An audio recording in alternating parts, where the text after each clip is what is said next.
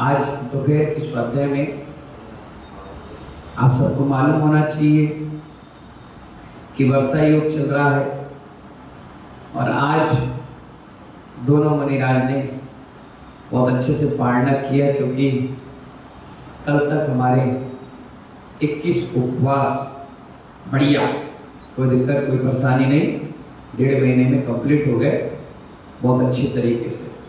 आज अपन उस बात का स्वाध्याय कर रहे हैं जो एक प्रचलन में आ गया है। लोग कहते हैं कि हमारे गुरुजी ने बात बताई, लोग कहते हैं मैं अपना चिंतन रख रहा हूं, लोग ये कहते हैं मेरा एक विचार है, जबकि आचार्य कहते हैं विचार चिंतन और गुरुजी ये बीतराग वाणी नहीं है, प्रमाणिक है कि बीतराग वाणी। मुरारी बाबू भीतरवा क्या कहा? बीतराग वाणी, निज वाणी नहीं। कई बार कई व्यक्ति की ऐसी बात आ जाती है समाधान में कि वो अपना चिंतन कहते हैं। क्या कहते हैं? उन्होंने जिज्ञासा में पूछा कि गुरुजी ऐसा क्या, और आपने आगम को छोड़कर अपनी वाणी बता दी कि मेरा चिंतन मेरा विचार। तो शिष्य ने क्या माना कि यही आगम है। उनको ये बताओ ये मेरा निज विचार है, ये आगम नहीं है। पर आप क्या करते हैं? मान कसा के कारण नहीं बताते, और यही भटकर और मिथ्या, सही ज्ञान नहीं देना। आप कभी भी हमसे पूछोगे तो हम यही कहेंगे हमारे पढ़ने में ये आया है, इसके अतिरिक्त हमें नहीं मालूम। नहीं मालूम का मतलब भैया हमें नहीं पता तो नहीं पता, हमारा मान कसा है।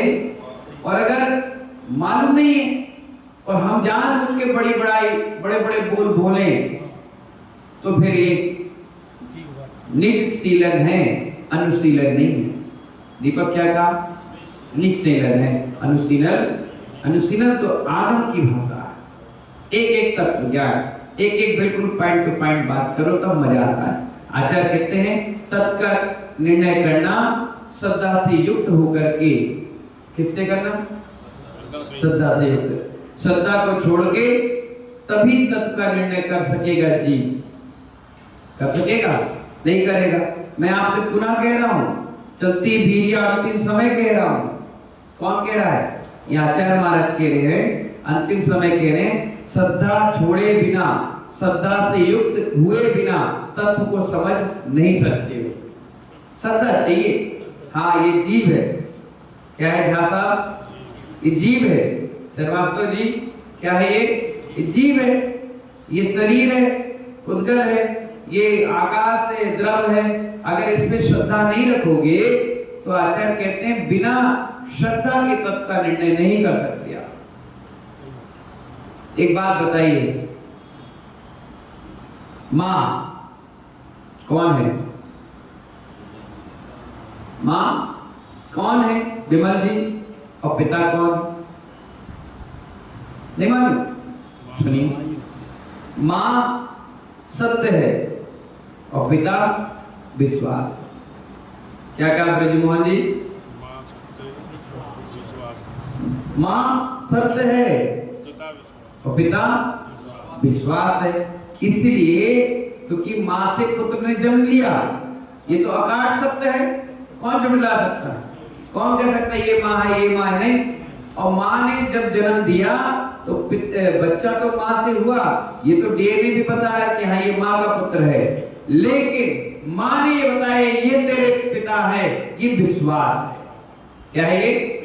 विश्वास है। इसीलिए तो बच्चा कहता है कि मां ने बताया कि ये पिता हैं, इसलिए ये विश्वास है। और मां क्या है? श्रद्धा। तो पिता श्रद्धा के कारण तो पिता बना। अगर श्रद्धा विश्वास नहीं होगा तो कौन पूछेगा पिता? कहते कि ये नहीं ये है तो उसी को मानेगा। नहीं है तेरे पिता, अब क्या बोलो? नहीं है तो हमारा जन्म कैसे हुआ? कोई ना कोई तो होगा, बताओ। तो उसको बताना पड़ेगा हाँ ये है। और मां ही बता सकती है इस गर्भ में पल रहे जीव का पिता कौन है, क्योंकि मां सत्य है। माँ क्या है? वो असत्य नहीं है, और पिता विश्वास है, अविश्वास नहीं। तो इसीलिए आचार्य कहते हैं कि श्रद्धा को छोड़े बगैर हम तत्व का निर्णय नहीं कर सकते। जो विपरीत सिद्धांत हमारा पूर्व में बैठा है, माइंड में बैठ गया, इतने साल से आप करे आ रहे हो, सुने आ रहे हो, चिंतन और विचारों को ही आगम मान रहे हो, बैठा हुआ है, उसको छोड़ना पड़ेगा। क्या कह रहे हैं? उसको कैसे जैसा छोड़ना पड़ेगा। जो समीचीन श्रद्धा का मार्ग है उस पर श्रद्धा करना पड़ेगा, तब निर्णय तत्व का आप कर सकते हो। क्या बताया? पहले ज्ञान होगा तभी तो सत्य और असत्य का हमको उसमें डिफरेंस करेंगे। वही बात बता रहे। तो महानुभाव तत्व तब तत्व का अपन निर्णय कर सकेंगे। आज भारत भूमि पर कई विद्वान, त्यागी गण, मुनिगण, आर्यगण, ये सब समुदाय एक श्रद्धा से जुड़े होने के कारण सत्यार्थ नहीं समझ पा रहा। क्या नहीं समझ पा रहा? सत्यार्थ को नहीं समझ पा रहा, श्रद्धा को प्राप्त नहीं कर पा रहा। दिगंबर आमनाय में छद्मस की वाणी प्रमाण नहीं है। छद्मस का मतलब जो छठवें और सातवें गुण स्थान वर्ती हैं वो छद्मस्थ हैं। क्या है? छद्मस्थ है, उनकी वाणी प्रमाण नहीं है। हमारे यहाँ प्रमाण वीतराग वाणी और केवल ज्ञानी है। क्या है? वीतराग वाणी और केवल ज्ञानी वाणी है। शिष्य समुदाय को चाहिए कि जितना गुरु केवल ज्ञान वाणी से बोल रहे हैं वह मेरे लिए प्रमाण है। क्या है वो सत्य है। पर गुरु पर समय पर अपना चिंतन कर रहे हैं। क्या कर रहे हैं? पर समय में गुरु पर समय पर चिंतन कर रहे हैं। आज मैं अपना चिंतन सुनाता हूं। क्या कह रहे हैं वो?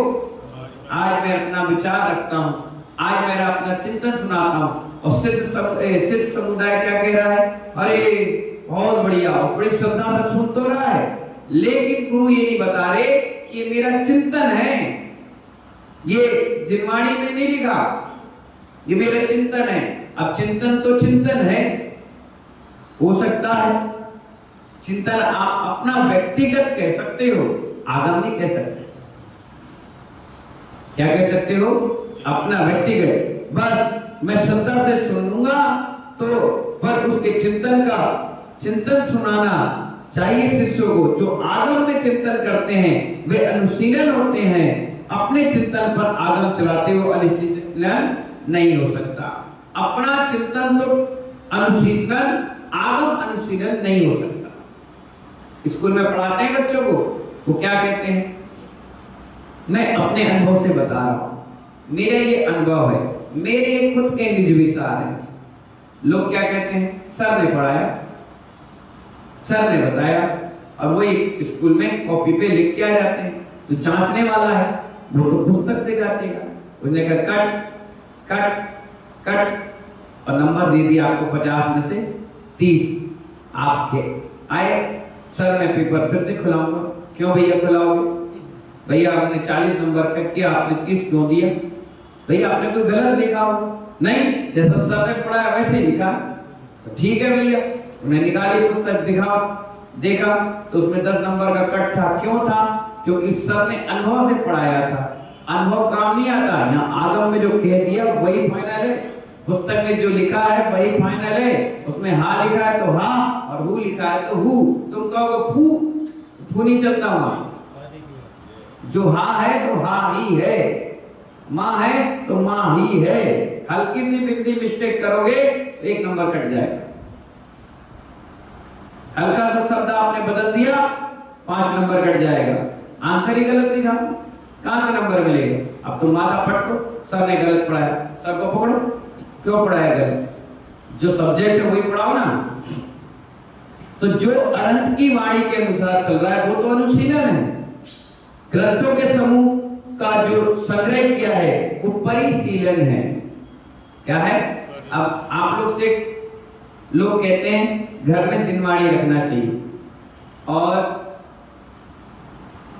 पुस्तकों में लिखा है कि जब व्रत करो उसको उद्यापन पे जिनवाणी बांटो।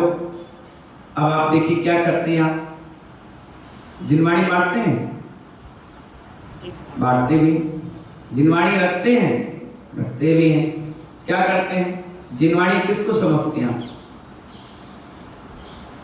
आप क्या करते हैं? बाजार में गए तो 20-20 रुपए में लाल कपड़े में बंद आती नहीं पुस्तक, उसको ले आए 20 400-500 रुपए की और ये मंदिर में बांट दी। ने कहा जिनवाणी बांट दी। वो जिनवाणी नहीं है, वो संकलन है, पूजन पाठावली है। क्या कहा मैंने? जिनवाणी ये है, एक ग्रंथ है, ये जिनवाणी है। इसमें आगम की भाषा में सारी चीज लिखी है। वो संकलन है, वो पंडितों के द्वारा पूजन बनाई गई है और पूजन को रख दिया गया। पूजन अलग चीज है और शास्त्र का सिद्धांत अलग चीज है। अब पूजन को पढ़कर हम ये कहें कि हमने जिनवाणी पढ़ी है तो ये पागलों जैसी बात हुई कि नहीं हुई? पूजन अलग चीज है और स्वाध्याय चीज अलग है।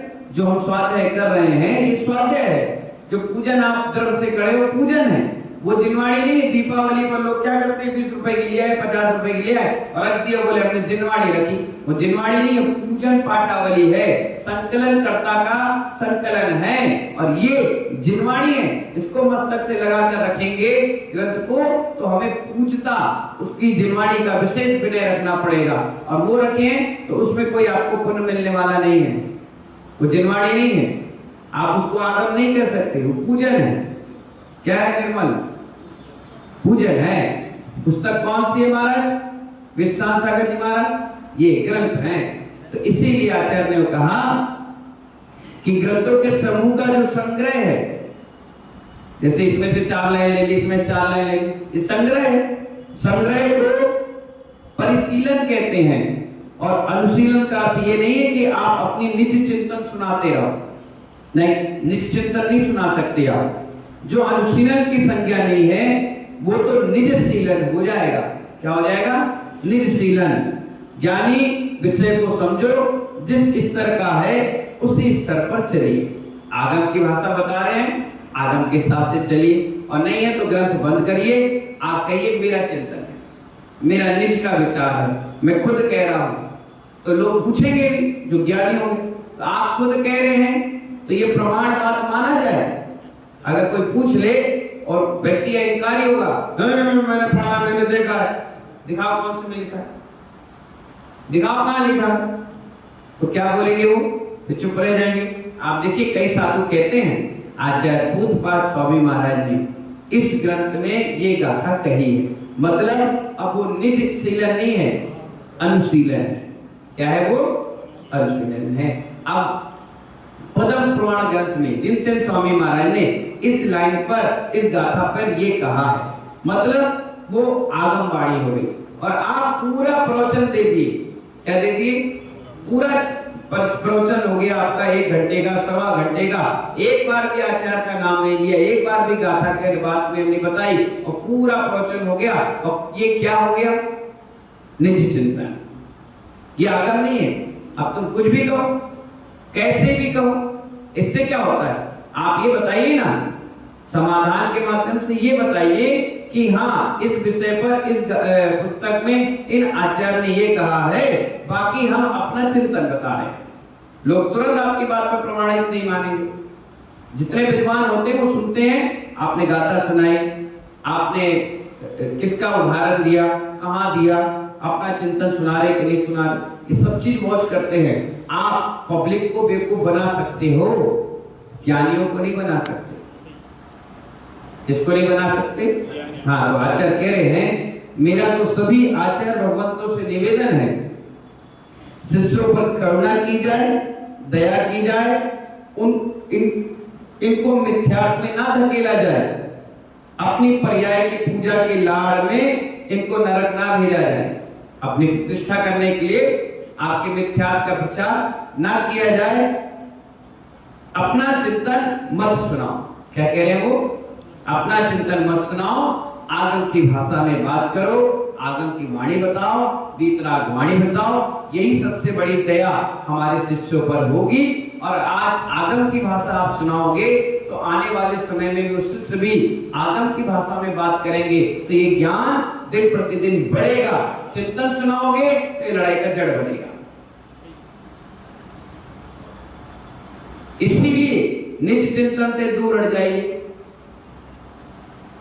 जब आप गर्धन स्वामी की गद्दी में बैठे हैं तो निज चिंतन नहीं चलेगा, वो आगम चिंतन नहीं चलेगा, आगम की भाषा चलेगी पूरी। इसलिए महानुभाव आचार्य कह रहे शिष्यों पर आप दया करें और इनके पुराने मिथ्यात्व को खत्म करके सम्यक मिलाएं। इन्हीं मंगल भावनाओं के साथ जय बोले महावीर भगवान की।